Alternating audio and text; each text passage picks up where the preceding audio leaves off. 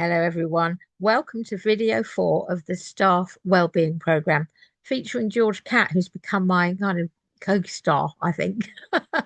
Anyway, we are looking at it's chapter 1 of the ebook, and we're looking at session 2 of module 1. Session 2 explores the problem-solving cycle.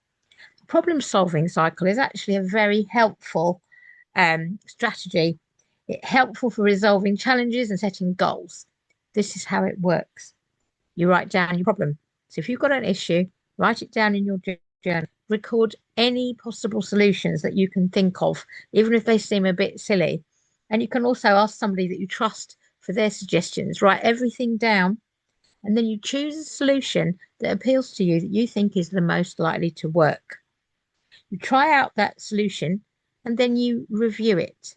If you've solved your problem, that's great. If not, you can go back to your list, see if you can add some more suggestions, and pick one that you think will work and try again. And what that tends to do is really free up your mind, stop you feeling stuck, and help you to develop a solution-focused approach to resolving problems. This approach can work with a whole range of challenges. For example, let's work through an example. I set a goal to tidy for 20 minutes every day. I tried this goal for 2 weeks, but then I realised that I wasn't sticking to it. So the goal was to tidy for 20 minutes every day. Problem, I don't have time to do this every day. Once I miss a day, I tend to give up.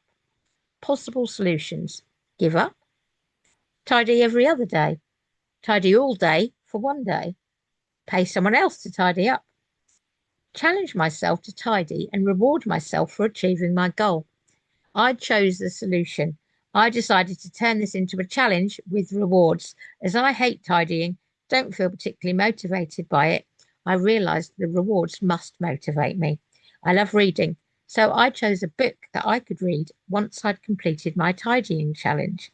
I wrote this all down in my journal, and when it came to review it, I was happy with my tidying challenge and very happy with my reward. Can you see how this might work for you?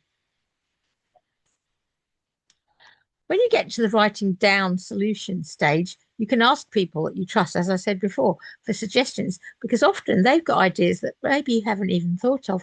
Write them down. You don't have to act on them. It's just something to add to your list.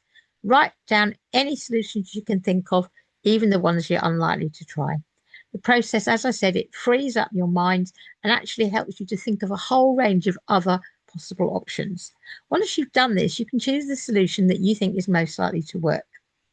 It's deceptively simple, but actually, if you try it, you're likely to find that it helps in many areas of life. It's definitely a strategy that's worth putting into your wellbeing toolbox. Many of the strategies we're going to focus on are simple. You may have read some of them before. Have you tried them?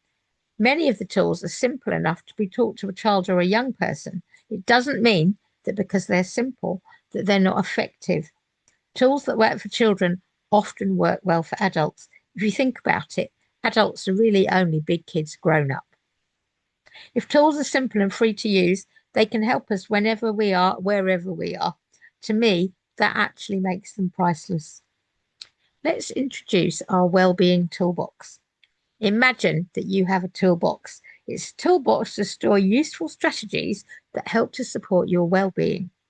Once you've learned how to use each tool, you can store it in your toolbox ready for whenever it's needed again.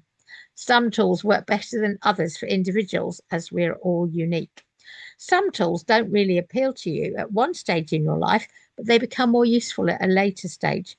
An example of this is that I didn't really see the value of meditation when I was younger, but I find it incredibly helpful now. Here are some tools that you can try.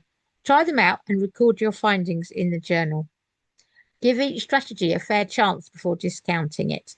It can take time to get used to a wellbeing tool, just as you need to practice using a physical tool. Keep practicing and you will get better. The wellbeing ladder. Imagine a ladder that's got 10 rungs. The bottom rung is labelled number 1.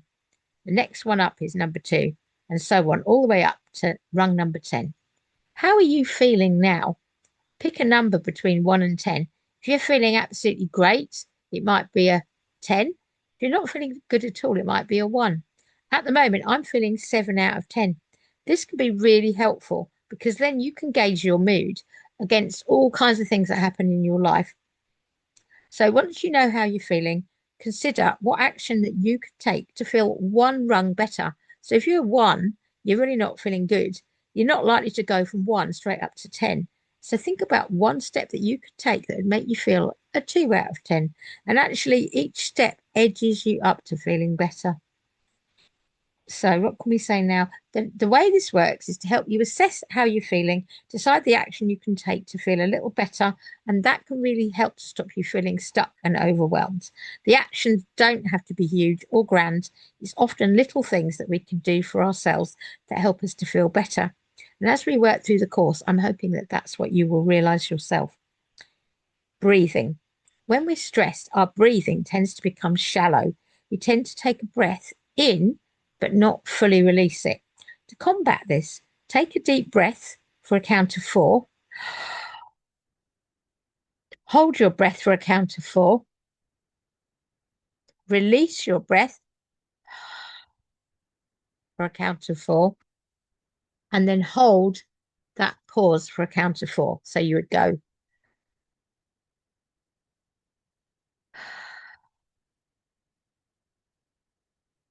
And so on. This can be called box breathing. You can find videos on YouTube that explain better than I just have on how to do that. The videos are available. They demonstrate the technique. Try it out and see how it helps you. Slowing down your breathing calms the fight or flight response, which reduces your cortisol levels and helps you to feel calmer. You can do this wherever you are, which is why it's such an important tool to possess in your box. You can find videos on box breathing and other forms of deep breathing that you might find helpful. Finally, for this session 2, we're going to look at progressive muscle relaxation. Whenever you're feeling stressed, your body is likely to tense up too. When we're stressed, we tend to clench our fists, our shoulders become tense. We might not even realize that we're tensing our bodies so much. Progressive muscle relaxation is where you tense and then relax each group of muscles. Doing this can help you to reduce stress, anxiety, and physical tension. You can even do this when you're out in public. It's a good way to calm yourself without anyone noticing that you're doing it. It can help to sit on your chair and push your feet hard against the floor.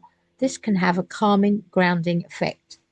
There are videos available online that demonstrate progressive muscle relaxation.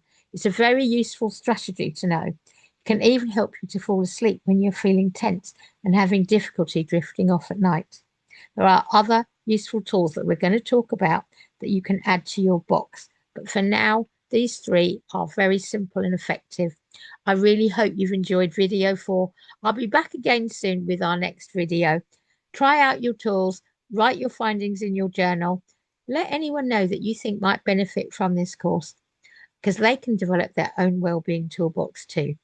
I'd love to hear how you're all getting on. If you've got any idea of any courses or anything I could offer to support you further, please do let me know. Bye for now.